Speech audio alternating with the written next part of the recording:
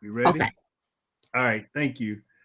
Okay, the time is now 5:16 p.m. Eastern Time, and I call to order on 11/20/2025 DC Public Charter School.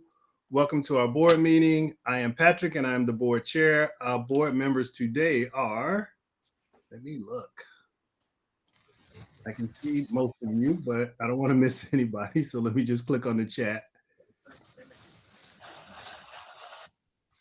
Okay, we have Dan, Hadley, John, Pam, Tamika, Terry, and Ahmad. Okay. We just had Lisa join as well. Oh, and Lisa, thanks. Okay. We constitute a quorum for today's meeting.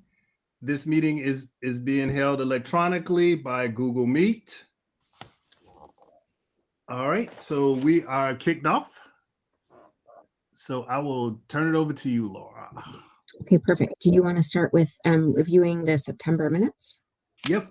All right. As a team, if you guys would take about 2 or 3 minutes and look at the minutes. So we'll try to vote here about 5:19.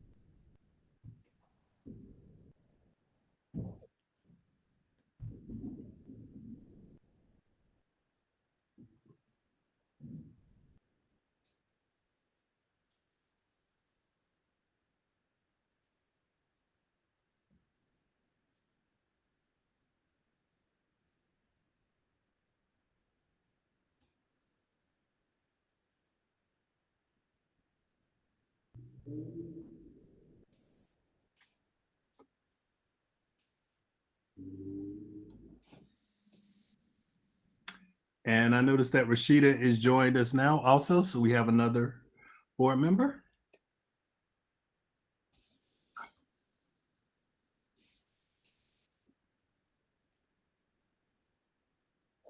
And Rashida, we're just reviewing the minutes from last meeting.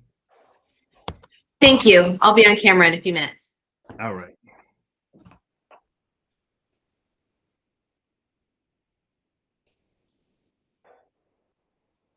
Okay, does anyone need any more time to review the minutes? Nope. Could I have a motion to approve the minutes? All right. Noted, Terry. Second. Do I have a second? Pam has seconded.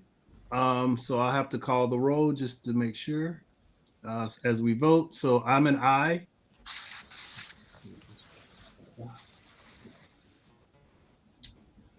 Okay, Ahmad.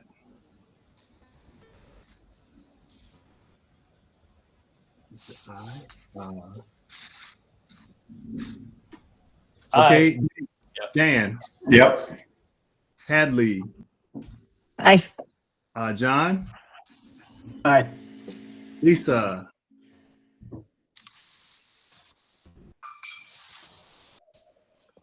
Pam.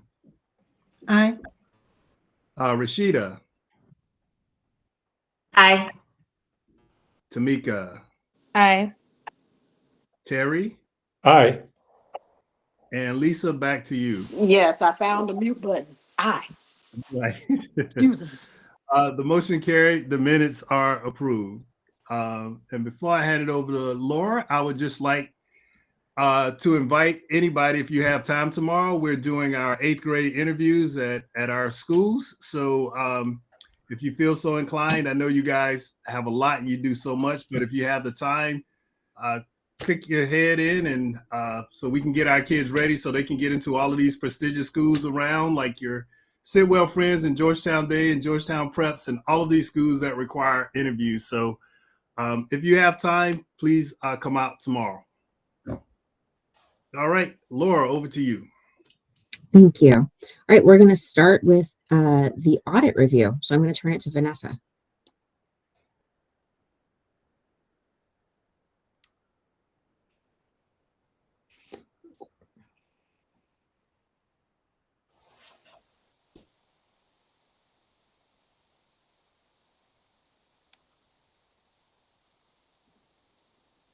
Oh, maybe why don't we come back to that? We'll tackle that next. Why don't we start with curriculum selection?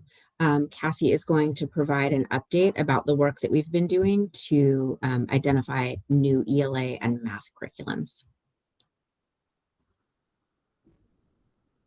Great. Hi, everyone. It's very nice to see you. I'm going to do just a couple of minutes on our curriculum selection process overview, and the Education Committee is meeting this month, and so we are going to go deeper in the Education Committee meeting as well. We have made the decision that we're going to adopt an ELA and a math curriculum. It's going to be a major aspect of our school plan over the next 2 years. We're going to implement ELA in school year 26-27 and math the following year. So I'm going to spend most of the time just talking about our process, and we'll definitely love to take any questions or ideas from you all. Implementing a new curriculum for ELA next year and math the following year is going to be a big cross-functional undertaking. So I kind of listed on this slide a bunch of bullets to help illustrate how many different aspects of our team will be involved in this going well.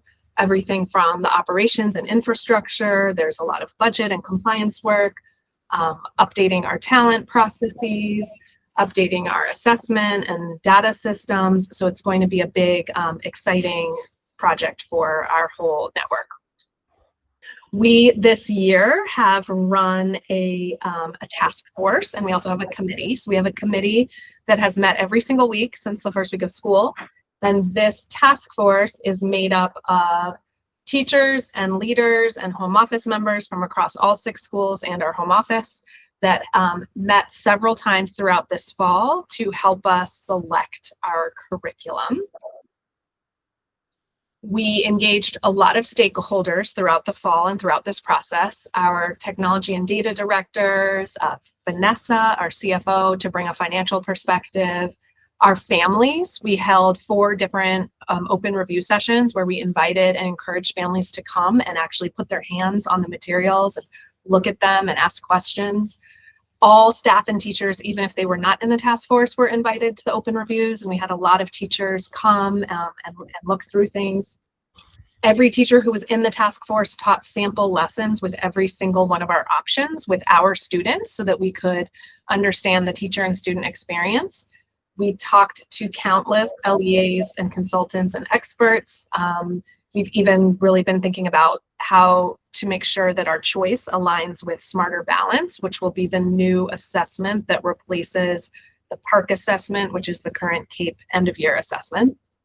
And our senior team and principals have also had a bunch of opportunities to learn about the choices throughout the process.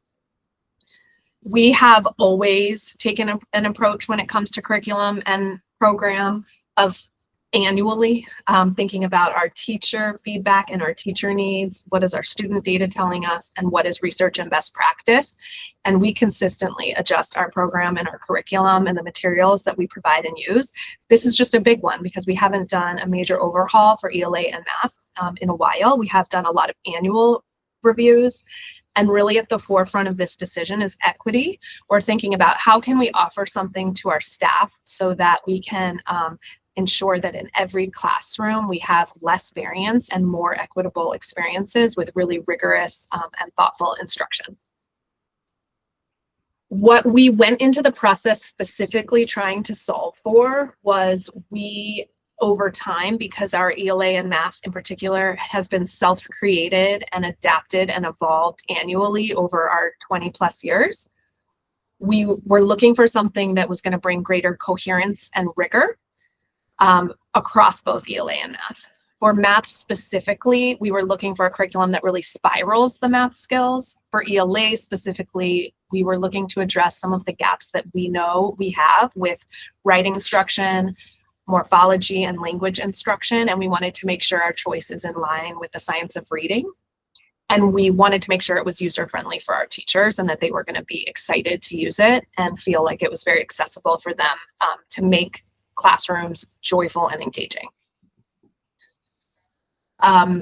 Knowing all of our needs, we were really thinking about how do we how do we save teachers time? Not that they would have less time, less work with a new curriculum, but that their work time could be focused on how do they prepare, how do they differentiate, how do they make things engaging, and less time in what they do now currently, which they spend a lot of time kind of hunting for the right resource and creating a lot of things. We wanted them to be able to shift their efforts.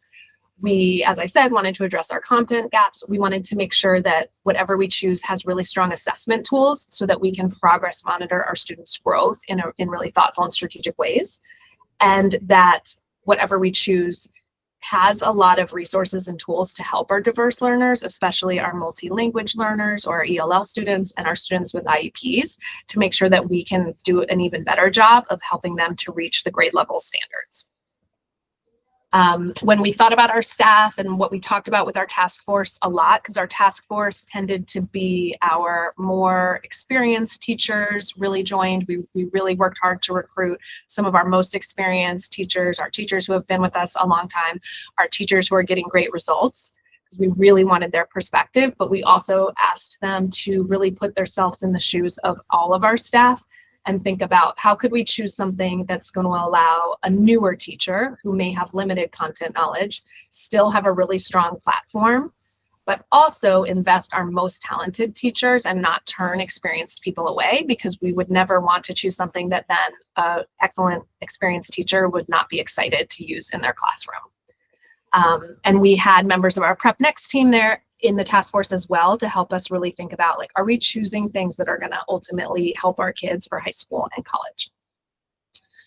One of the things we emphasize throughout this process is that a new curriculum is not a silver bullet for improved results, although it is an important factor in reducing the variance, because any curriculum that teachers use require them to do all of these things that are listed on this slide. You know, the best teachers have to internalize the lessons, they have to have strong content knowledge, they have to plan for engagement, they have to have a love for their content, they have to collaborate with their peers. So a lot of the practices that we believe in at DC Prep will absolutely apply when we have our new curriculum. I'm going to spend a few minutes just on which were the 5 that we explored, and then hopefully at a future meeting I'll be in a position to tell you where we've landed. We started by using EdReports, which is a nationally recognized independent evidence-based evaluation system that spends many hours reviewing curriculum. It's a process that's led by educators. There's no conflict of interest with publishers.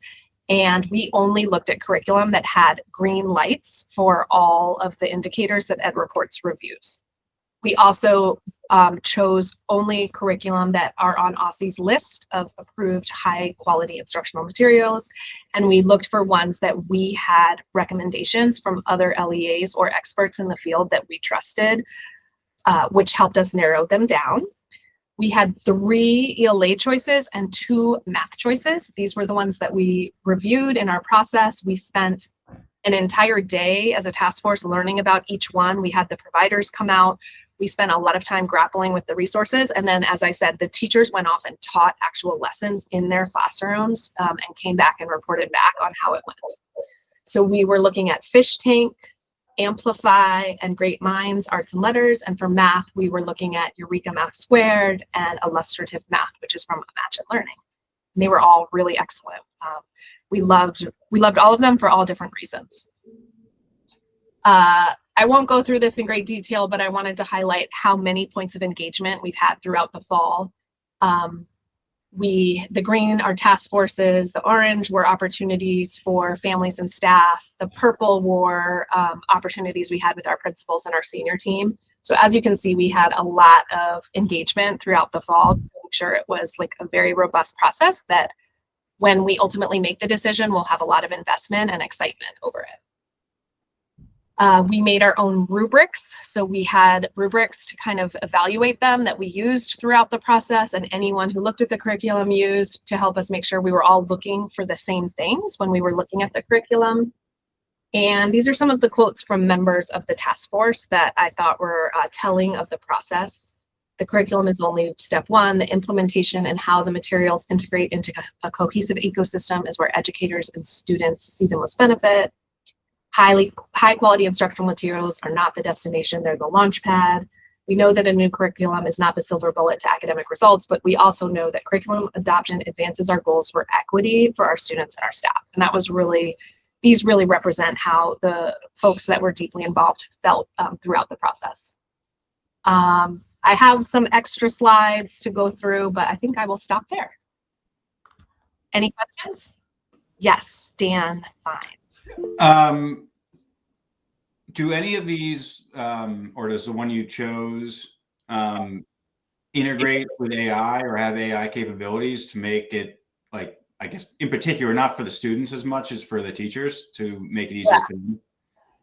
Yeah, one of them, they all have different varying levels of technology. I'll talk about one of the ELA ones that we really liked.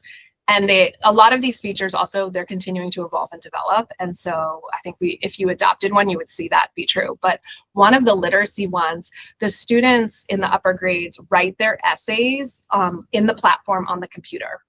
And then the platform, the AI in the platform actually pulls out feedback and trends in the writing that then the teachers can use to pull small groups and to reteach. So it'll pull out the trends from the students' writing. So that's one example, but there's definitely a lot of different kind of cool features.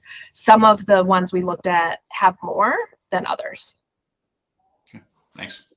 Yeah. Cassie, I had a question. I saw where, we'll go Terry next. I saw where one of them started at K through 5 or maybe K through 8.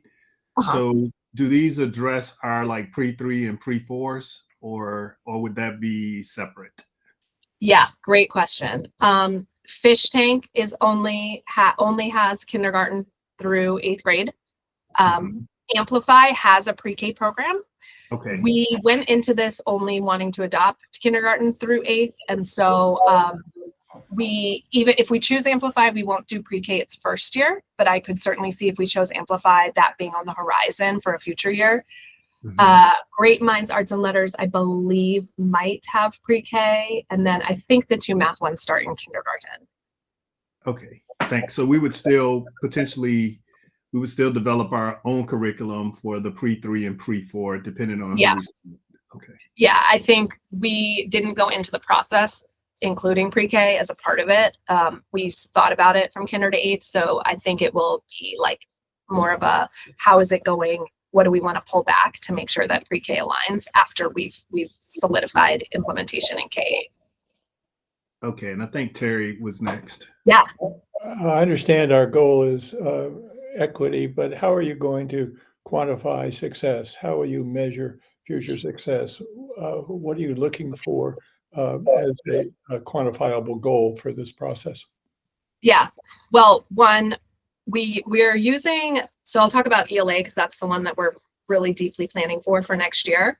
We are using a DIBELS assessment, which measures students' reading levels that we use in kindergarten through 5th grade 3 times a year. It's like our benchmark assessment. We're in our 3rd year of using it. That will maintain. So that will be an assessment that we maintain where we stick with our really ambitious goals for 100% of kindergarten through 2nd graders reading on level according to DIBELS by the end of the year. And our 3rd through 8th graders, we have really ambitious goals around growth and achievement. And so we'll still have that assessment and our program will still align towards that being like a strong measure of success. The other assessment that we will keep, and we will keep ambitious goals, is Achievement Network, or ANET, which we have had and used for 15 plus years, and we will continue to use that. We will use a slightly different scope and sequence for ANET because they actually have scope and sequences that align to these curricula, which is teachers find much more useful because then when you are reteaching after the assessment, it fits in with the scope. It's not like outside of it, but we will keep that. And then of course there's a lot of assessments that the curricula come with that we will use monitoring and keep up our like weekly data meetings that we do with our teaching teams to look at student data, student growth and achievement. And so one of the big projects, and one of the reasons we're trying to make the decision in December, is to like make sure all of our data systems work so that we do not lose any momentum with the data-driven instruction that we've gotten to in this change. So that kind of work we will need to hit the ground running doing in January of getting all of our data systems up and running. So no specific target for some of those numbers? Yeah, we will set them. We will have really specific targets for those different assessments. But I think it's worth like leaning into that point. We've had lots of conversations with lots of people who, have really emphasized to us that it is not very realistic to expect that we will see a jump in our results at the end of the first year of implementation, because there's such a profound amount of work that just goes into just like getting everyone familiar with like an entirely new set of resources and tools. And so we are making the bet that based on what we know about our existing curriculum and the gaps that we see in that curriculum, and think of it almost like, switching from like an older model of car, right? Which like still gets there, but like when you look at like all of the features in the new version, right? Where you can like look in the side mirrors and see that a car is approaching, or, like there's so many other ways that should help us to be able to get to our destination faster and more comfortably and better, that we're betting on the year that it's going to take us to do the implementation, that's going to be the platform or the springboard that we then build from. And so some of it is a little bit of like, do we believe when you compare the features, right, of what it will offer, and Cassie can talk more about like what she's heard from other people, but I just want to emphasize, like, as a board, I'm telling you, like, you should not expect that we are going to like implement a new curriculum and see much better outcomes a year later. So it's going to be there will be a time to be able to like realize the benefit of the implementation. So Thank you. Yeah, Cassie, I would just use this as an example. This is one of the ones that we really like, Amplify. These are the domains of learning that students will learn at DC Prep from kinder through 8th. And one of the things that's really cool about this one, as an example, you can see the blue are the science-based units. So the 3rd graders are going to learn solar system and astronomy within the humanities. And then in 4th grade, geology. And then in 5th grade, oceans. And then there's a history bend as well that you see. And then there's always a literacy. So a lot of the programs that we're looking at do a lot of work to build knowledge over time, so that students who leave DC Prep should leave with really strong platform for knowledge with one of these curriculums, in a way that right now we have built ours to do that, but we did it all ourselves versus whole lot team of smart people figuring out what are all the things that kids should know that will help them when they graduate be really much more successful and knowledgeable going into high school. So that's kind of on the knowledge side. On the skills side, the programs we're looking at teach the skills of how to read really coherently in a way that our current model, we have all the components, but it's a little bit, Laura used the word like Frankensteined, because over the years we realized, our program is not great with phonemic awareness. And then we would adopted a phonemic awareness program. And so by adopting something, we're going to get something really cohesive for kids where all the parts and pieces like make sense. And the teachers have one designer's intent to learn and study versus many different ones. So yes, everything Laura said about the results, but I think we really feel like over time we will see a benefit. Thank you. Yeah. Any other questions? Yeah, I have just kind of 2 more.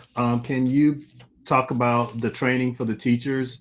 So let's say if you select in December, can you talk a little bit about the plan if we're going to implement in the fall? Yeah, absolutely. We haven't shared a lot of this yet with our team, but we will over the next month, especially as we share the decision coming out of the task force recommendation.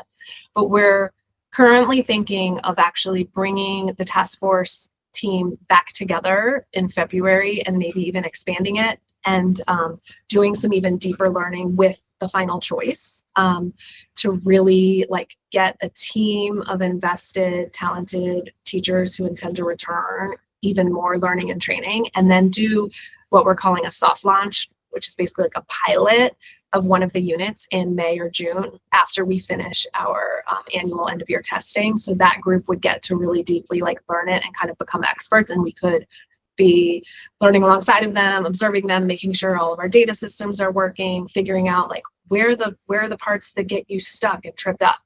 So that's kind of thinking through winter and spring. We're also going to visit. We have a visit planned. We're hoping to schedule some visits of other LEAs that are implementing our top choice and like really learn from them and ask them a lot of questions to help us build it out. And then we'll use our summer July leadership retreat and our summer 2-week August orientation and 1-week new teacher orientation to really make sure everyone's ready. And I think our executive team is already talking in our annual strategic planning process around how about 60% of all of our time and energy is going to go into making sure this goes really well. And it'll be really cross-functional. Yeah, and then I wanted to follow up on Terry's question. Because I thought we've always kind of had two goals, right? Like, so one is growth for that individual student, right? And that is really targeted and tailored. So I know, Terry, they'll test the kid at the beginning of the year and they'll say, hey, this kid is right here. Here's the goal for that kid. So I think that's one set of metrics that we care about. But then the other one is obviously we want all of our kids at a certain level. So I guess I was asking, can you talk a little bit about, I would assume that this curriculum kind of does the same thing with that targeting and tailoring. So there's not like a one size fits all, that the curriculum, it's the growth and expectations for each child is going to be different based on kind of where they are. Yeah, they each approach it a little bit differently. I will say one of the ones that we really have grown to think is a really strong choice comes with a lot of resources and options for teachers to strive for the same target within a lesson and within the unit, but provides a lot of scaffolds and resources and differentiation.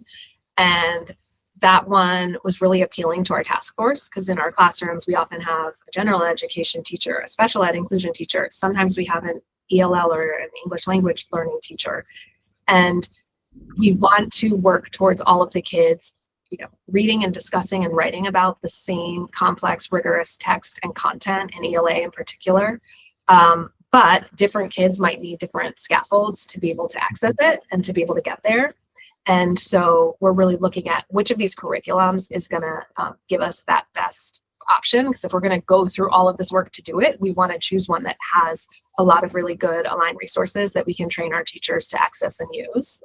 And then we will definitely still maintain this philosophy and practice of having individual goals for every kid, as well as achieving goals that are ambitious for every kid. And my last question is, I didn't see anything reference science. Are we just going to stick with our current science curriculum, or are we looking to do something different there too? And I know we have kind of a new one that's only a couple of years old, because I know the previous one was not too good, and I know that there was an effort to do some training and stuff. But are we going to stay with kind of what we have, or are we looking to change that one also? We're going to stick with that one. One of the things we've talked with other networks our size who have gone through the process is setting kind of longer term vision for when you adopt, sticking with it for 5 years. One, because of the change management and expense of that. Not that after 5 years you should always switch, but that at 5-6 years is a good point to reassess and say, is this still working for us, or should we look at what else is out there? And so I think we're in our 3rd year with the new science curriculum. So we definitely would not transition that one within the next couple of years. I will say that one of the literacy curriculums that we're looking at is made by the same designer. And so if we were to choose that one, the students might be in a humanities unit where they're learning about butterflies and bees and insects, and the science unit would directly match to what they were doing when that was the case. And so that's one of, that wasn't, there's been all these really interesting things as we've gone into them that we weren't necessarily looking for, but we were like, oh, wow, that would be really, really beneficial because our science data has not been very strong. And part of it is probably because they could use a more like immersive experience with the science. But we will stick with our same science one for at least the next few years. And our science teachers generally like it, especially in comparison to what they had previously, which was self-created. But we don't spend as much of our time and energy developing them to deliver on it as we do with our reading and math. Yeah, I think I like the new one. I mean, I've seen it. I've seen my son use it, which I think it's great and stuff. So, and I just think that again, across the city, I remember when my son on the Cape for science, I think it was 2 years ago, maybe 3 years ago, whenever they take it, like he scored a 3, but he was like in the 95th percentile with a 3 across the city, which said to me that there's a bigger problem across the city, right? Like he's a 3 and he's in the 95th percentile. So something's going on with science and stuff. So. Yeah, that's definitely true. Oh yeah, go Laura. I was just going to say, Cassie, one thing that also just might be helpful just as context is how in thinking about like the pacing, we plan to roll out a new ELA curriculum next year, a new math curriculum the following year. If I were to say, Cassie, can we do like ELA and math next year? Like talk about like what's the complexity of rolling out a new curriculum and why would we be pacing? Like, why are we pacing it in that way? Yeah. It is going to be a labor-intensive process. So there's a lot of things that we have to update.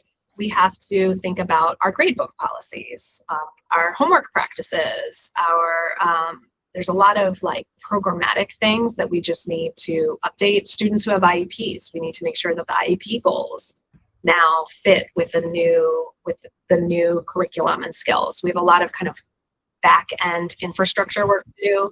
We have to procure all the materials, help our teachers really understand how to use them and use them in a way that's going to bring like joy and excitement and energy into the classrooms. We have to, as I shared earlier, update all of our data systems and make sure that we have them all ready to go, both the data systems that like teachers will use to help them plan for reteach and intervention, but also we take the student data to help us understand teacher and leader effectiveness. We also have to make those connections, and we want to be able to invest and devote time in building people's content knowledge. So especially the way all of the literacy curriculums we are adopting are organized, they may have a unit on the gold rush, and the teachers really need to learn and study the history that is behind it and the primary sources and the texts in order to create the kind of classrooms that we seek with discussion and engagement. So we just have a lot of both infrastructure and training and updating of our systems and policies to help make sure that it goes really, really smoothly. And we're aiming for like A+ implementation. We don't want this to feel burdensome for teachers. We want them to feel really excited. We don't want it to feel totally different for parents and kids. We want them to really understand how they're getting graded. What does their homework look like? So we're trying to be really thoughtful. And then our current thinking is we could potentially pilot math. By choosing math now, we could pilot it next year with a couple of teachers. So we have a really long runway to learn and get everything ready for math for the following year when we would need to replicate a lot of the same things. Thank you. Okay. I'm going to suggest we keep moving, but thank you. And thank you, Cassie, because Cassie, one more question. Oh, go ahead. Yeah. All right. So I want to push back a little bit and push back and tell me if I'm off base. If you had additional resources, would that allow you to accelerate your velocity to get us into math? Because I see it as like it's two different sets of teachers, right? So like the math teachers don't teach ELA and vice versa. They do. So in kinder through second, they teach ELA. So that's a lot of teachers that teach both. And then it's really also like the ability of the principal to really manage it thoughtfully and get their whole school wrapped around it. So we decided to choose both at the same time. Like we could have waited and done math task force next year, but we decided to run the task forces together and choose together because we also wanted to pick things that have similar values and similar, we had to think about like the master schedule. If, for example, the math one we choose requires more minutes for math than what we currently have, then we wouldn't want to have to change the master schedule 2 times. So we wanted to choose them together, but a network our size and the impact on teachers, I wouldn't not do 2 at a time. I think some big districts do that. Maybe they get a big influx of money and they just do it.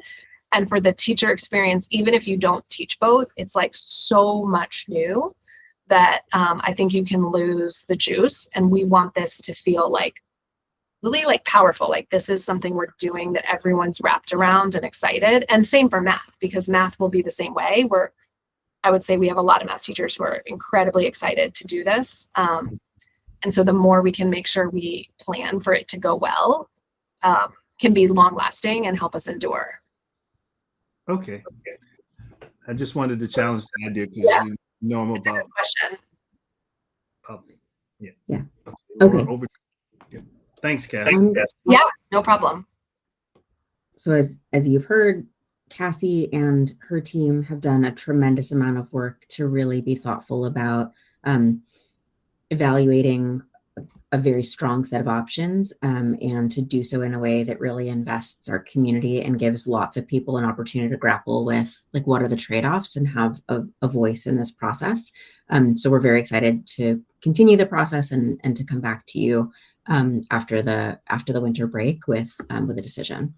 I'm going to turn it over to Vanessa now to talk about the audit. Hi, everyone.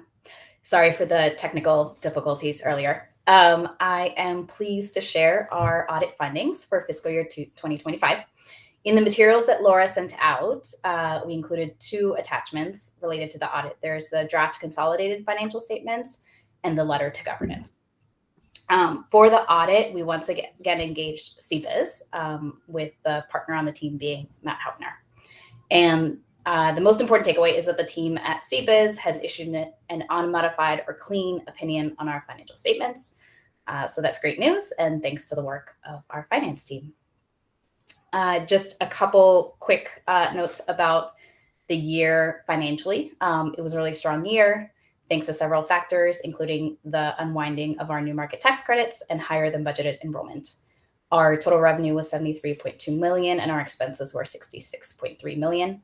Our net assets increased by $12.9 million last year, and certainly that will be put to good use as we embark on the next renovation with EMC. One other thing to note, I just wanted to make a note about timing for finalizing the audit this year. This is more detail than we typically give in a year, but with the federal shutdown, the auditors have been delayed in being able to really finalize the audit because there's a portion where they need to use a document from OMB to finalize the portion of the federal funds. They've been using a draft version of that document, and they don't anticipate that their work will change once the final is released now that the shutdown has ended. But it's just delayed things. It is most relevant because we have to submit our audited financial statements to the PCSB and to our lenders by a certain deadline. But the PCSB has already pushed back their deadline for the final complete audit, and we're in touch with the lenders. So we're not concerned about that. CBIZ joined our Audit and Finance Committee meeting a few weeks ago to share the audit findings. And I was going to turn it over to Dan Fine now as the chair of our audit committee to share any other comments about the audit before asking for a vote to approve. Just say, like, all the previous years. It was a very simple conversation with the accountants. They raised no issues either in front of Vanessa and Dan or behind closed doors. So from our perspective, it was easy approval, but happy to answer any questions, or if people have questions for Vanessa. We should do those now. Move for approval. Do I have a second? Yes. All right. Ahmad, Yes. I'm a yes. Dan, Yes. Hadley, Yes. John, Yes. Lisa, Yes. Pam, Yes. Rashida, Yes. Tamika, Yes. Terry. Yes.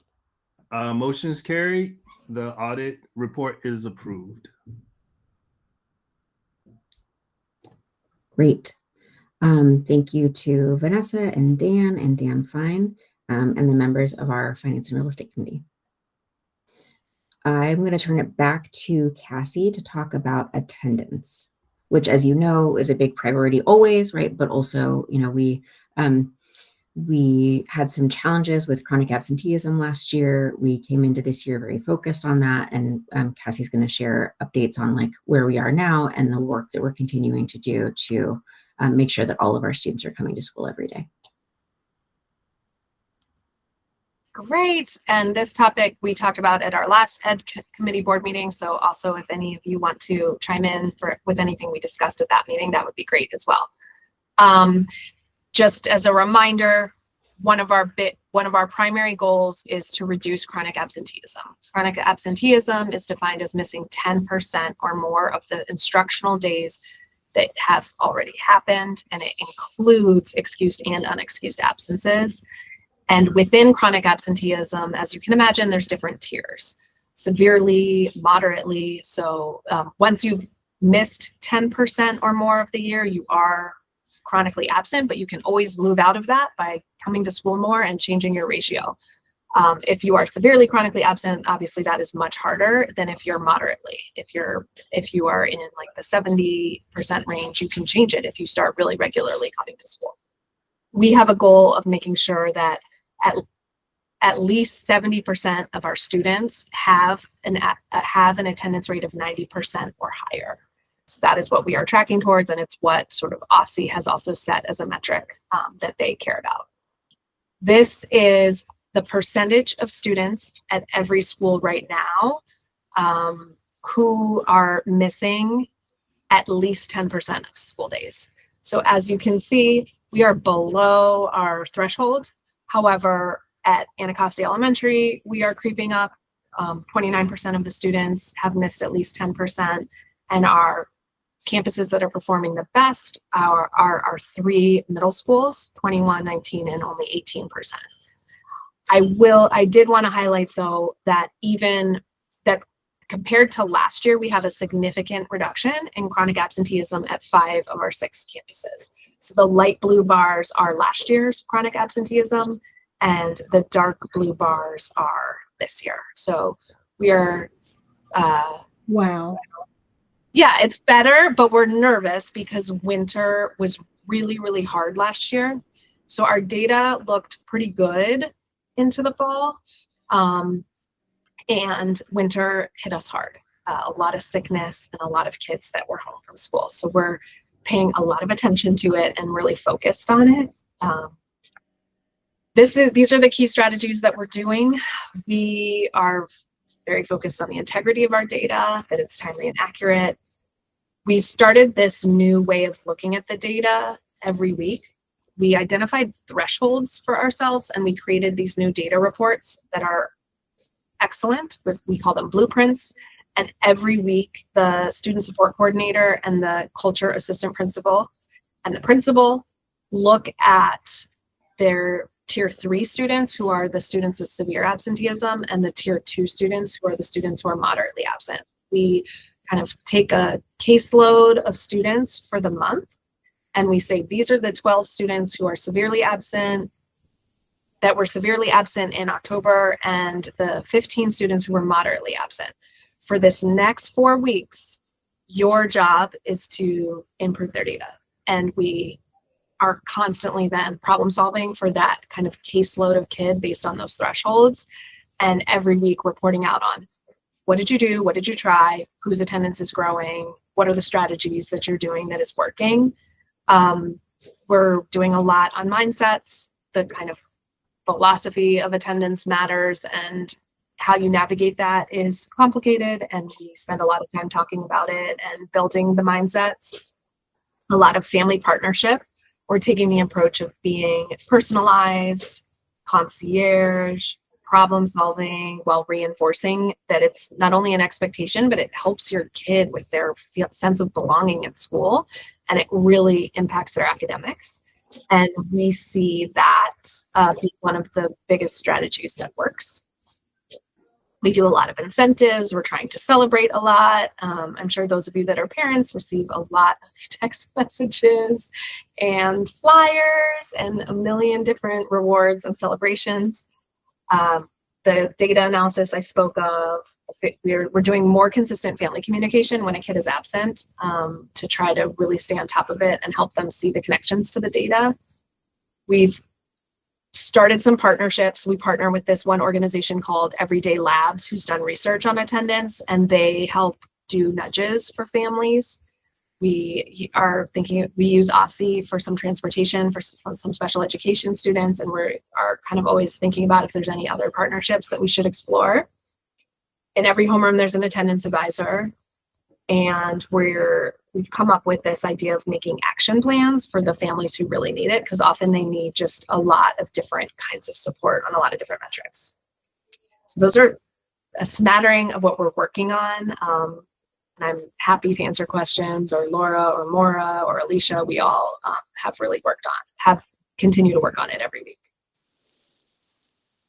Hi, Cassie. This is amazing. I do have one question for you. So, looking at what's going on right now with the healthcare for, families and such, has there been any consideration on documentation that's needed from doctors? Because like right now, the current policies, you have to bring certain documentation when your child is out and if they've been sick.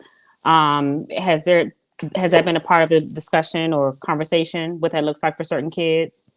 Because I'll say this, the back end of that comment is, I know there's some individuals who will self-treat at home, right? Yeah. Before they just run to the doctor, and especially with all of the healthcare concerns that's going on right now. Any considerations for that? Yeah, I mean, in our attendance policy, if you've been absent 3 days in a row, to excuse it, we require a doctor's note. However, the chronic absenteeism has no regard for the excuse or non-excuse. So you could have an extremely valid reason and be excused. And that will help you if we're running an incentive, or it helps. You won't be counted as truant. We won't report you like we're required to report for a certain number of truancy, but you could still be chronically absent. Because what the mayor and the city and the push has really been is like, even if you have valid reasons, the schools need to be accountable for figuring out how to get you to come to school at least 90% of the time. So the excuse note is definitely important. It also, I think, indicates that there's a level of trust and communication between the school and home, when even just the parents just tell us like why the kid is absent. And so we will excuse for sickness without a doctor's note, but it doesn't make the kid not chronically absent if they've hit that 10% of days they've already missed. Okay, thank you. Yeah. Cassie, how are the parents receiving this elevation in outreach and this concierge type aspect? I mean, is it generally being embraced? What kind of feedback are you getting?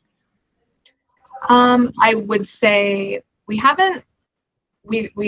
talked a lot about, we don't want it to feel so overwhelming that one, people start to ignore it, or that they feel like shamed. So we're trying to take that approach because we don't think that will work.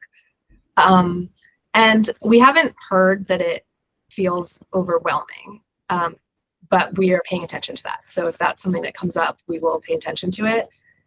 We are hearing for the parents that we are helping like solve the one or more barrier that's getting in their way, that they're grateful.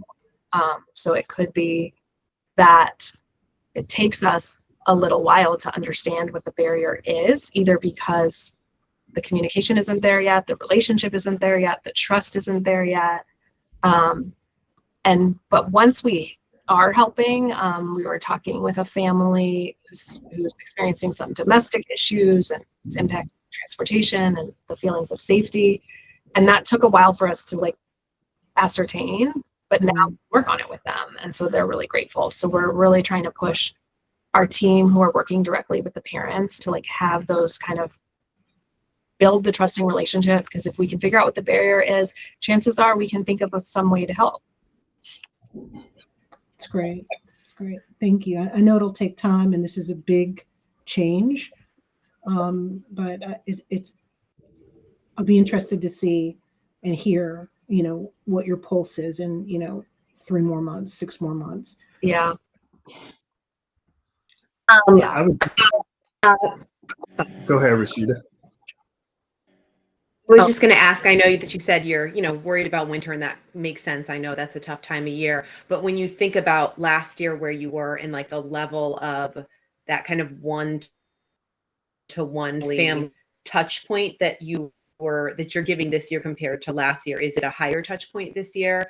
I know that your team worked really hard, like in the spring, to come up with strategy. So although winter's coming, no one can avoid it. It does feel like the level of like intense intervention is more this year, and therefore, the result will be different. Yeah, that's definitely our hope. I think last year we were just kind of we sailed through the fall. We weren't that worried about our data, and then winter came, and then we were really reactive.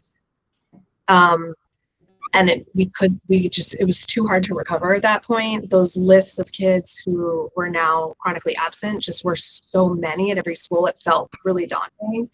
And so, yes, I definitely think that at most of our schools, we've been able to be much more intentional. We know who the kids are. We're actively trying to problem solve with the families, and we have a much better handle on what the needs are.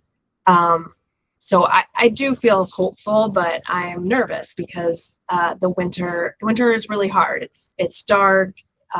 Kids get really sick. Transportation is hard. If it's cold, if it's snowy, if it's icy. So we need to like continue to really push to make sure we're getting the kids and families like ready to still come to school every day. Yeah, I was just going to add from a parent's perspective. So one, I like the positive incentives because,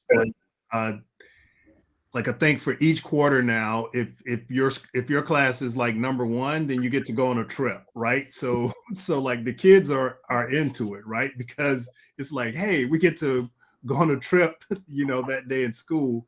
And the other thing I would say is that constant feedback, and I don't think it's overwhelming, and Tamika, please jump in, but always getting texts from the homeroom teacher that's saying like, hey, we're on track with with being on time, keep up the good work, parents, and things like that. And the same thing from the principal. So I think that reinforcement from the homeroom teacher and from the principals is making a difference. And again, the kids are like motivated, talking about they want to stay number 1 because they get to go on their trip and things like that. So I will chime in there. Absolutely. I agree with you. We get messages from the principal, from the operations team, text messages, emails. It is never too much. And they absolutely love the incentives. Yeah. That's great. Yeah. Sometimes we joke because we're like, wow, we spend a lot of money and time on the incentives, but we know that the kids really deserve and love them. But it's good to hear. If I can jump in with just one thing, just plug our school plan from this year. We said that we were going to follow the data, work as a team, and fuel the growth. I want to just show you one thing that our team looks at every week that helps us do that. So we look specifically at the data. I have a kindergartner behind me and I can't figure out how to present this, but we look at a spreadsheet that our data team made that actually tells us month to month how much growth. And I would just love if I could figure out how to project this, because you can look by every campus. You can see like Mora grew 16 points in her attendance this month. She is much improved. We were able to get isolated. So when I met with the principals today, I was able to say, when I meet with you on Monday, I want to know exactly why these 13 kids are in the not improved category, because all these other kids, the attendance incentive worked. The Uber gift card worked, like all those things worked. I want to know about this sliver of kids, and that level of precision is only possible from our leadership's perspective because we spent so much time creating a robust data system in the spring and summer that allows us to have the information that we need to be precise about our problem solving. I think that's a huge it's a testament to the kind of like disciplined work we did. Our plan is kind of boring because it's just focused on data, but it's focused on using that data to figure out exactly what individual kids need and to get them that. Not boring, Mora. Focused. Okay. Thank you, Cassie and Mora, for talking to us about attendance. Let's have Alicia talk with us about the ways that we're combating food insecurity.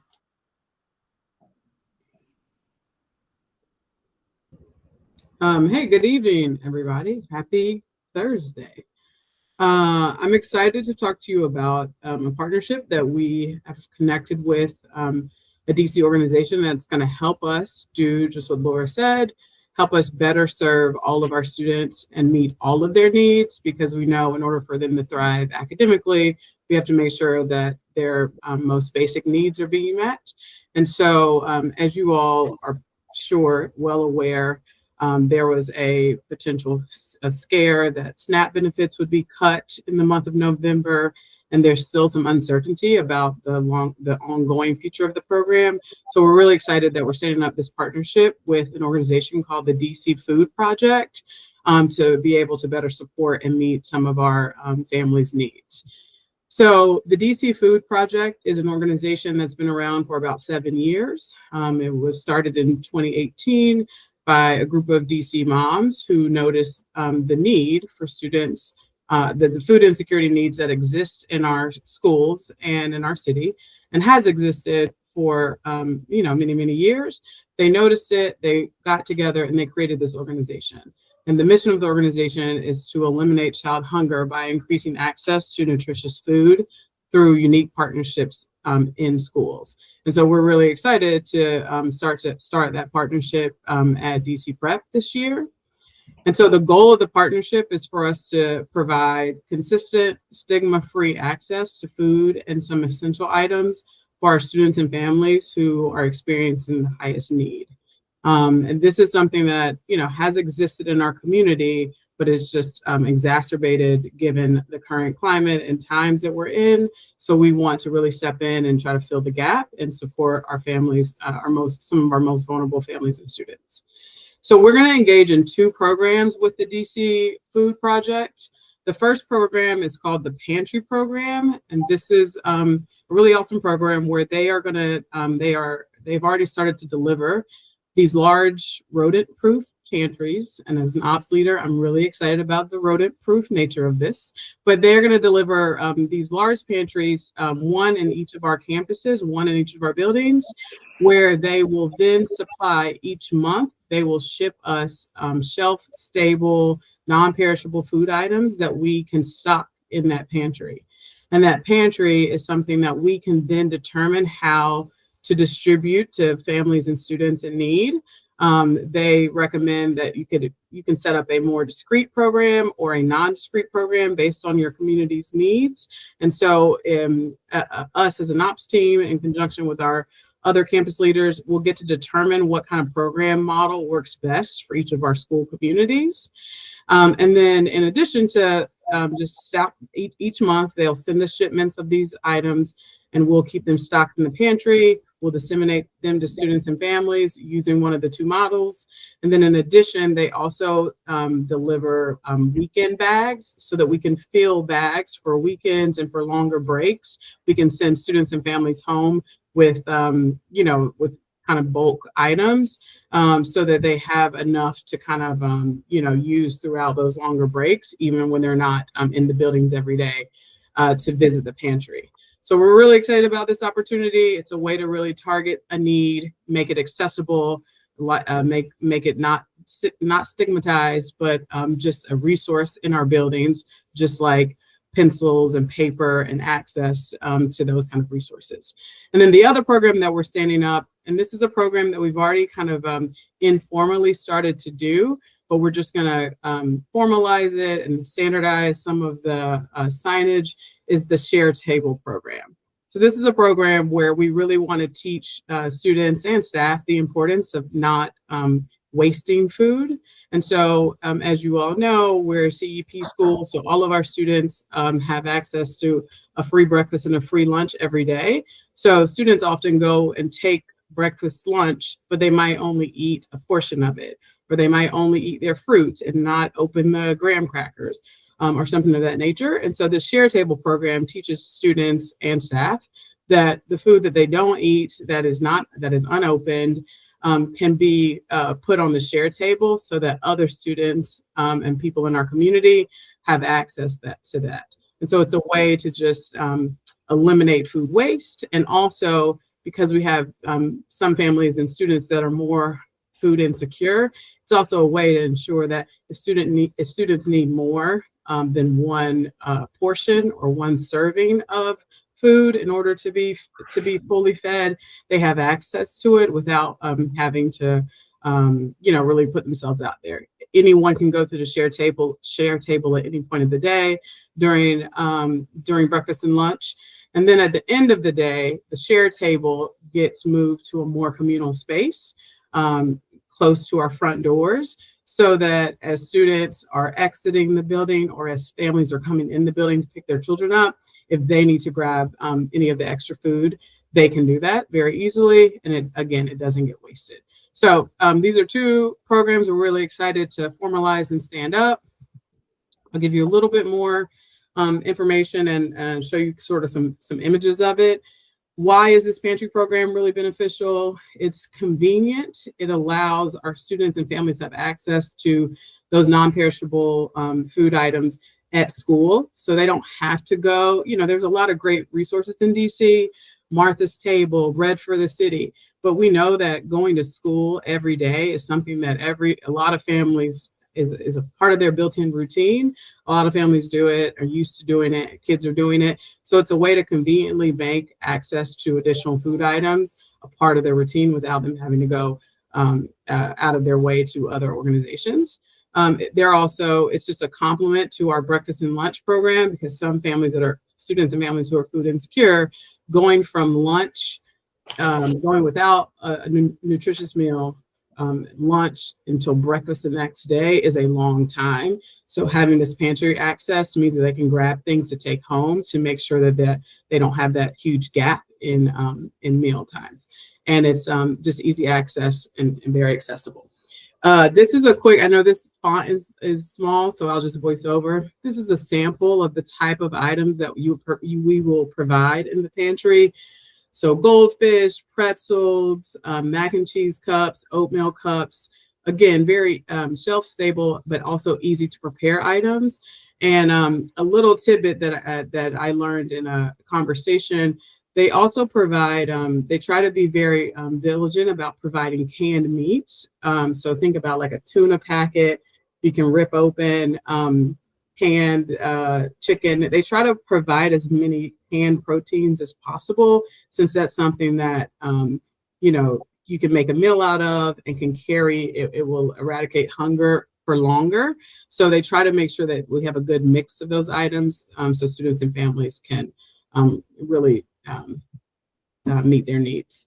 And then the Share Table program, these are just great reasons why we do it, why we formalized it. It's a way to make sure that if students need extra helpings, they can grab it and get it very easily. It provides healthy snacks throughout the day.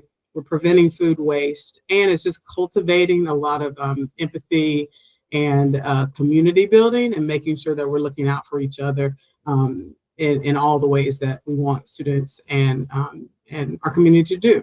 And these are a couple images of the cute little bushel baskets. They make it, it kind of feels like a farmer's market vibe. And so there's a lack of stigma from going to the baskets or putting things into them.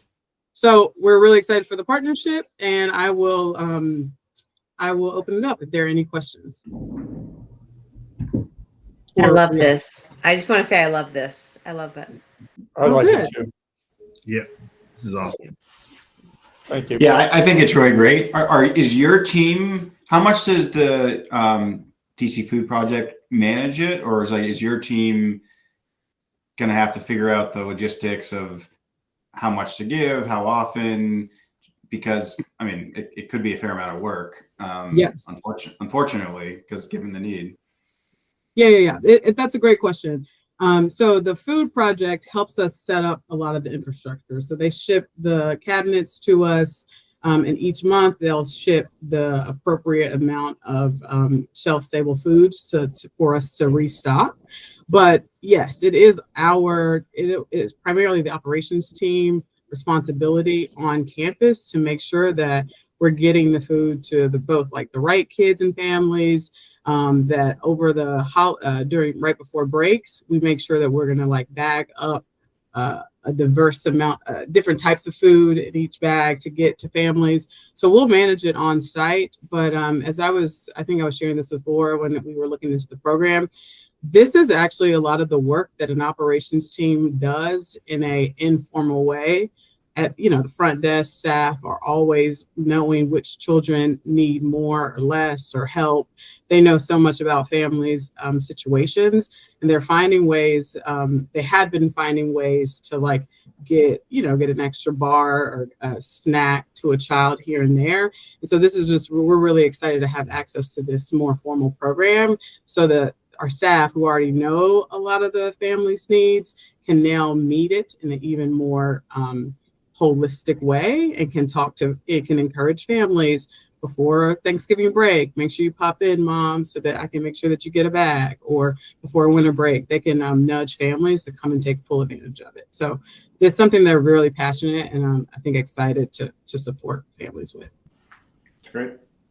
Alicia, can you talk briefly about how you plan on getting the word out so families and kids kind of know that hey, we've got this thing? And then I think you talked about, I think particularly how we message it, then maybe there's not any embarrassment or shame with getting it. I think as part of that kind of rollout, hey, can you just talk about a little bit about how, just how you plan on announcing it and getting families with it? And then I would also say, spend some time, if you haven't thought yet, or the team, how could you message it so that it's a positive thing, so people don't feel conscientious about going and grabbing it and things like that?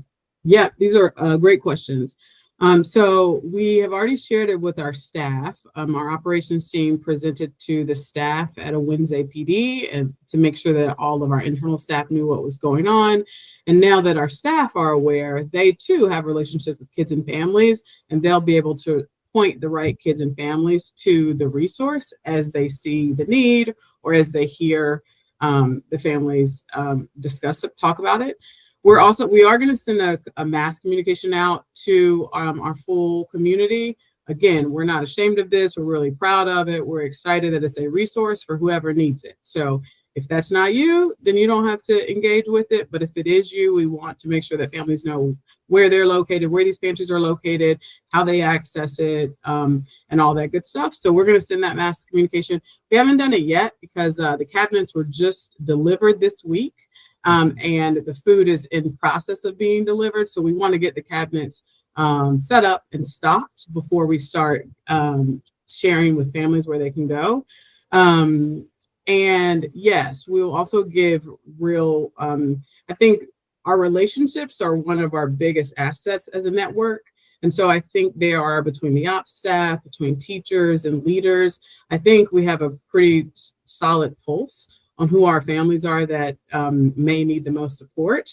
And so I think once we send out that mass comms, then we'll be able to use our relationships to call and text our families and remind them, coming up before the break, like I said, come on in and grab a bag. Or I know our ops team has packed a bag for a certain family and held onto it at the front desk because they know that they see that parent at a certain time each morning, and then they walk it out or bring it to the family if the family has multiple siblings. So I think our relationships will be really beneficial in the way we get this to families. And then lastly, my favorite way to destigmatize anything is we're encouraging our staff to engage in the share table. Yes, the other day I was leaving AMC and I saw a bushel of apples, and I took 2 for my ride home, right? It's just healthy food that is left over, and there is nothing wrong with engaging in it. So I'm not going to abuse that, I promise. I want to make sure that our kids and families who need it get it. But I think the way we engage with it and make it just a fruit is a fruit, apple is an apple, I think that helps also take away any stigma. Thanks, Alicia. This is Of awesome. course. Great work. Alicia, do you want to also make a quick kind of also share the all of this work is amazing and I'm really excited about it, and it kind of builds on work that you've been doing for years around the Joyful Market. Can you briefly talk about the Joyful Market component as well? Yes. Thanks, Laura. So Martha's Table is a phenomenal resource in our community, and it's located right behind our Wilkinson campus. And so we have been partnering with them for years with their Joyful Food Market. That's where they bring fresh fruits and vegetables and produce to Ward 7 and 8 schools. So we've been partnering with them for our Benning campus and for our Anacostia campus. Once a month, they bring their market to our campus. They bring bags, they set up on the courtyard or in really public spaces and engage and encourage families to pick up fresh fruits and vegetables. They often do demonstrations as well. They'll take the produce that they're giving out that month and show families how to make cool recipes or make a smoothie. So it's a really phenomenal program. And they have been partnering with us at our Benning and Edgewood campus, our Benning and our Anacostia campuses. But we have also connected with them to understand they run a lot of programming, really great programming, and it's open to any DC resident or people in Maryland close to DC. And so our OSLs, our ops-site leads are doing a lot of making sure that our families know about their programming. They have a outfitters, like a clothing program where families can go and get free winter jackets and clothes. They do the Joyful Table where they bring the market to you, but they also do a on-site free market from 11 to 4 every day that anybody can go to. And so we're trying to our pantry program is a supplement, but we're also trying to make sure that families know places they can go in the community to supplement and to get even more if they need. Places they can go on the weekends, places they can go during holidays when our school is not open. So we're trying to make sure that we're both disseminated information and education so people know where they can get support, but we also want to make it easy and convenient and accessible on campus for our kids and families when they're with us. Thanks, Alicia. Yeah, no worries. Okay. That is the agenda for the bulk of our meeting. We have some additional topics that we could cover in closed session if the board chooses to go into closed session. I just want to give a shout out to Laura and the team. A couple of weeks ago, they celebrated the Bowl School for our Benning campus and threw a big dinner for those folks and everything, and just was really giving them a lot of positive acclamations and things. So I just want to thank all of you guys for putting the effort in and recognizing the folks that were out there, the teachers and particularly that grade level and stuff. So just wanted to let the board know that you guys are recognizing the folks that are doing like some hard work in the classrooms and stuff. So great job. Thanks. We're so glad that you were able to come to that, Patrick. Oh yeah, free meal. I'm there. No, I'm just joking. So let's. Can I get a motion to go into closed session? I read Terry's lips, so can I gotta get a second? Second. All right, so let me call the roll real quick. Ahmad, Yes. Dan, Yes. Hadley, Yes. John, Yes. Oh, Lisa. yes. If you said Lisa, I'm sorry. Yeah, that's fine. Pam, Yes. Rashida, Yes. Tamika, Yes. and Terry. Yes. And Patrick, the motion carries, so we are now in our closed session. You need to take the recording off. Yes. What I was going to say is DC prep team other than Tirsa is excused. And I will pause the recording. Give me 1 second.